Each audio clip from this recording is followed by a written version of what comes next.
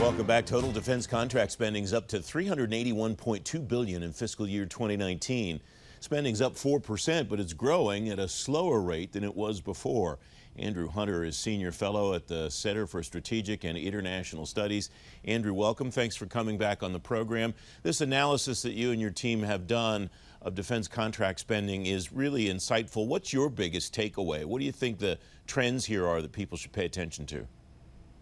Well, two things really stood out for us. First was that research and development is finally growing fiscal year 19 for the first time really since the recovery started in 2015, which is good news. But it's only growing in part. It's really growing most in the area of prototyping, and we don't see the same growth in system design and development, where systems really are brought into being and brought towards fielding. But what we also see is a huge explosion in other transaction authority agreements, OTAs. And that in some cases appears to be truly replacing the typical R&D approach.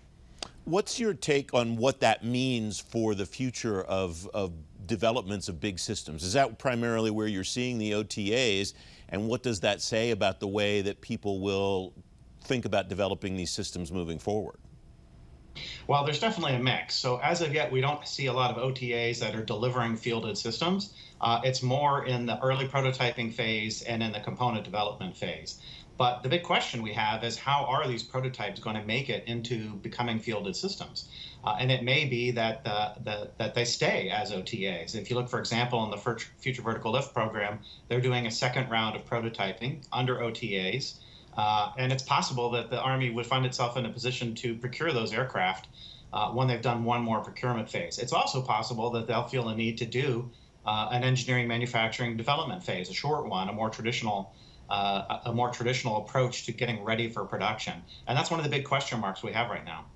One of the passages in your work that stood out to me is this one. The data show mixed trends for the platform portfolios emphasized in the National Defense Strategy: air and missile defense, nuclear, space, cyberspace, and C4ISR. Is it wrong for me to have thought that that spending would have increased more quickly to be kind of compatible with the NDS? Well, that was our expectation as well, Francis, and that's why we looked. And it's starting to become more true now.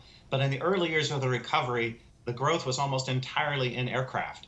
And the aircraft that were being purchased were really aircraft that were designed some time ago. The F-35, even now we have F-15s that are in procurement. So you're not seeing kind of that push towards the next generation of systems until really in FY19. You start to see some of the other portfolios, electronics, communications, space, starting to grow more robustly.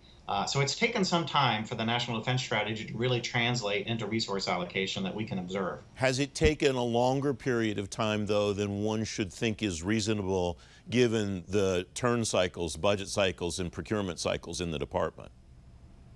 Well, yeah, that's a insightful question, because it does take time for change to happen in the Department of Defense. It doesn't happen overnight, no matter how good one's intentions are, and that's fair. I think 2 years is not.